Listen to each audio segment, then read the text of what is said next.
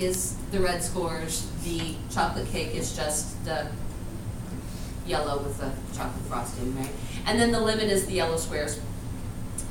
So I'm just gonna ask you to kind of first just look at what you see here, talk about, share out things that you notice. You'll notice that first to talk to you about how this is set up. There's the red column, the common rubrics are the first 3 columns, and obviously they have the most scores in them because we asked everybody to just use the common rubric. And then you can see at the top where there's the number 1, right next to that yellow column, there's a 1, and then it jumps to 4. That's because nobody used rubric 2 or 3. And then it goes 4, 5, 6, 7, 8, and then we skip 10 because nobody used rubric 10. So at the top, those are the numbers of the rubrics. And we have on there like 17 out of 24, so they could have had a possible 24. The one down in words down there is because Excel was hating me and I couldn't not make it a decimal. So I just outsmarted it and used words. So, we didn't have names on. So we did our best to sort through, people turned them in and names, and so if you filled one out and yours isn't up there, we tried. So what I want you to look at first is just, what are some things you notice about the grades or about the consistency, or just what do you notice? A lot more people try the lemon. It also has the highest scores overall in comparison to the other ones. Mm-hmm. It also has a huge range, 60 to 100. Mm-hmm. Very consistent score. Common chocolate failed.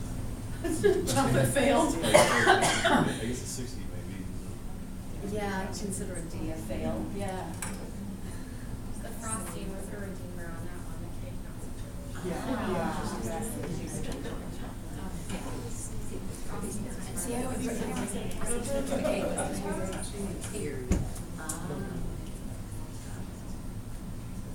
It varied the number of rubrics people used.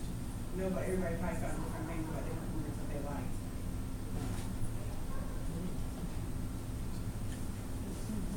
And the scores also vary.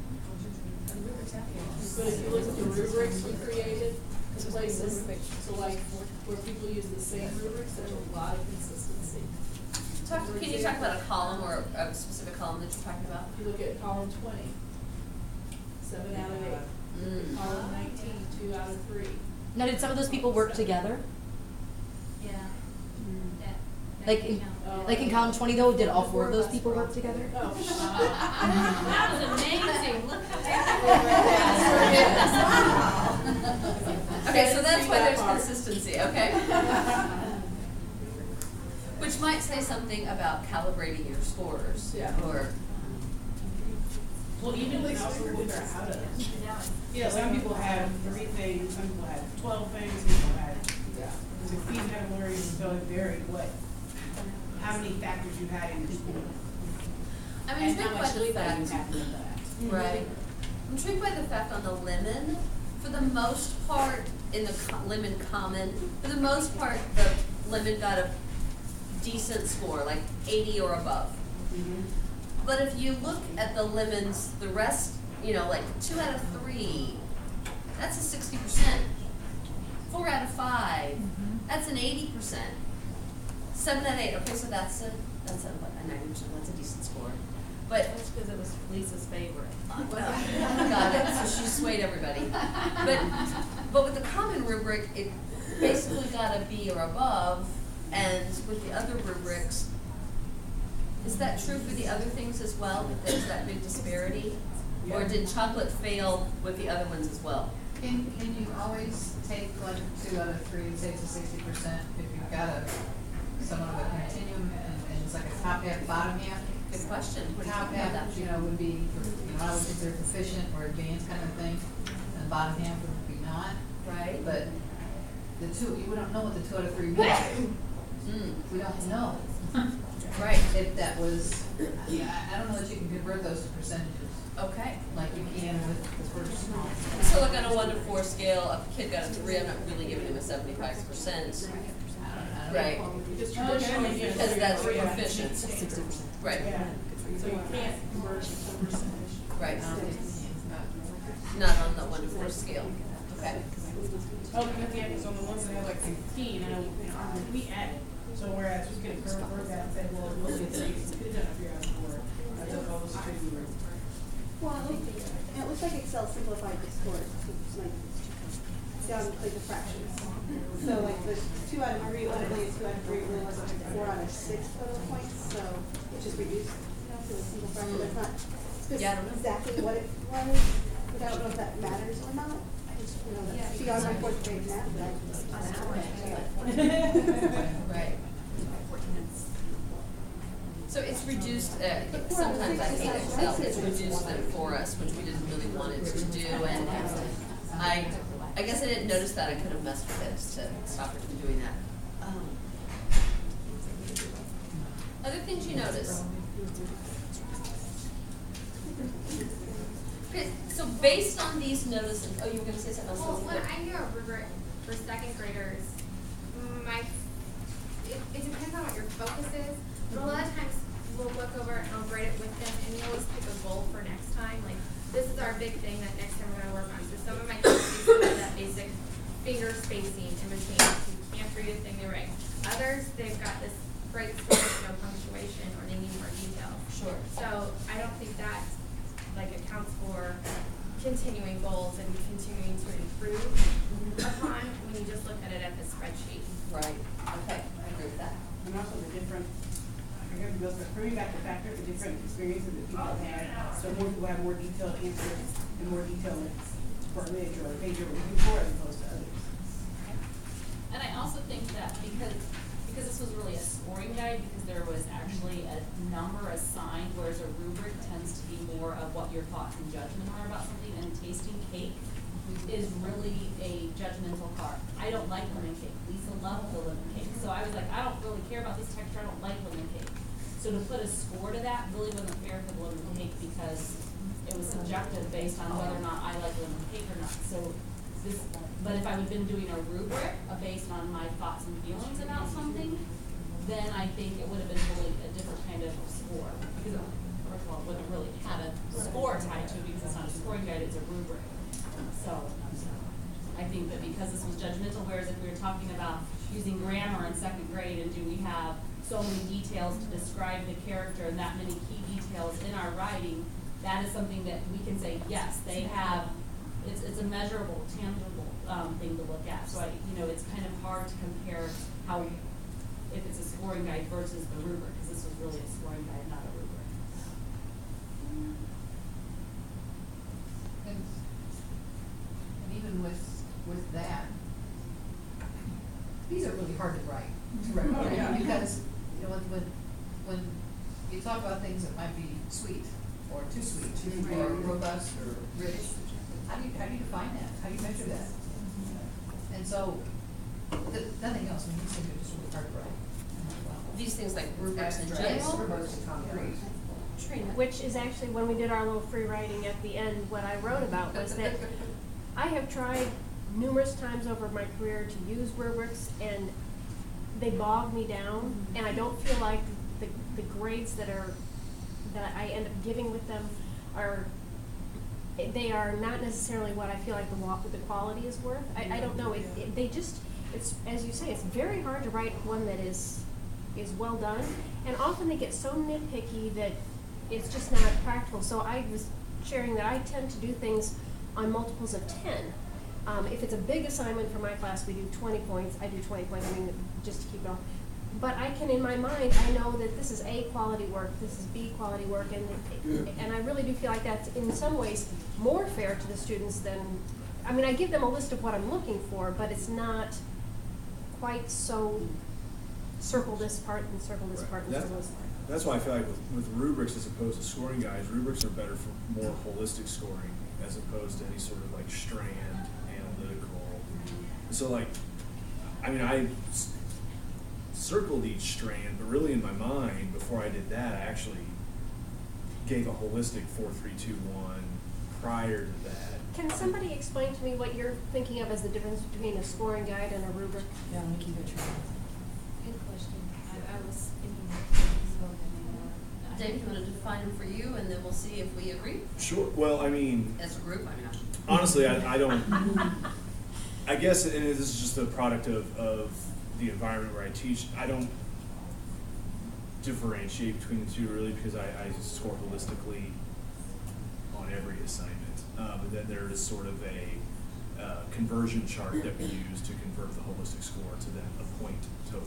And so I guess to a certain extent, like, I would probably never use a scorecard like this, because I would have never graded, this is worth 5 points, this is worth 6 points, or whatever, you know. I would just use a rubric, give it a holistic score, and then have a conversion chart. So when you use the word rubric, what are you? Rubric, stuff like this, that has like a 4, 3, 2, 1, it has specific strands, and then there's descriptors of what mastery, proficiency, close, not good, you know. Diane, you were using those two words as seeming to mean different things earlier. Isn't that Diane? Yes, Yeah, yes. okay.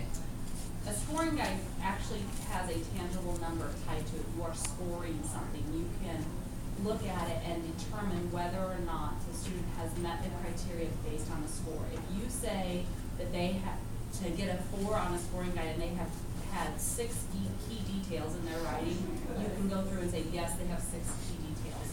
Whereas a rubric is more of a holistic. Their key details were supporting the evidence about that character's development. Versus they needed to have 6 key details tied to that ultimate score of a 4. Does that make sense? So they are. Can I add to that? I think, because I think where you're going, like if you look at the math test, or in of course when you get your constructive response questions, it'll say scoring guide for a 2, 1, and a 0. And then of course you've got the written piece that's holistic, but I think that might, but I do think we use those words interchangeably. We really do. I think that the bigger issue, rather than what we call, because I think there are people who take those very finite, descriptive, you have 6 of the 10 details and stick it in something they're planning to give a kid a holistic score about. Is that sometimes we are looking at descriptors of what the kid has, and sometimes, like most of the group developed something like this where you're writing a descriptor of what the kid did to show you proficient, advanced. And sometimes we just have a sheet that says you got this many out of 5 points, this many out of 10 points, this many, where you don't have those descriptors of what the kid had to, what that looked like. Those tends to be 2 different ways. People tend to call stuff that looks more like this a rubric, and stuff that looks more like the tasting guide that we gave you tend to call that thing more likely to call that a scoring guide. I think in some cases it's a matter of semantics, because people tend to blend them as well. One of the things we wanted us to think about as a group on our first day talking about writing assessment is what's hard about it, because I think we just need to talk about the elephant in the room. That's why so many of us are here, that assessing writing is really hard. And one of the hard things about it is, how do I figure out what I want how do I figure out how to tell them what I want? And we asked you to do cake, one, because we thought it might be more fun than some other content-y kind of thing, right?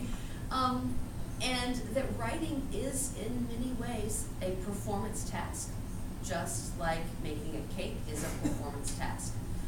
They have taken all of these ingredients that we asked them to think about, and they have done a performance for us. And anytime you're going to grade someone's performance, there is some subjectivity there. Regardless of how precise you try to make your rubric, it's a performance. You either like viruses or you don't. I mean, sometimes the thing the kids choose to write about turns us off, just like sometimes red velvet cake turns you off. So keeping in mind that it is a performance, I mean, writing is a performance in many cases. And so thinking about the struggle there, and we sort of wanted to get that in the room, that yes, it's hard, and we're going to give you some ideas and strategies about how you might deal with that along the way. for yourself, what I would like for you to think about for, I'm looking at the clock, okay? So we've got 15 minutes of class left tonight. We've got one more kind of, we're gonna end on, get up, move around kind of note. But before we do that, to kind of, not that I feel like we're finished with this conversation, but just to sort of pull us together for today, I would like for you to go back to that free writing page that you had at the end of the last time we sort of pulled ourselves together for this. And I want you to come up with 3 things that are takeaway statements for you. Like, what are 3 things that our conversation and our working with and our thinking about rubrics today, what are 3 takeaway statements you would have for yourself? One that I would have is, man, this takes a lot of time to make a good rubric. That's my takeaway. That's one of the things I would write down on my list. If you would come up with 3 to 5 takeaway statements for yourself about assessing writing or writing rubrics, either of those topics, and then we're gonna move on to something else.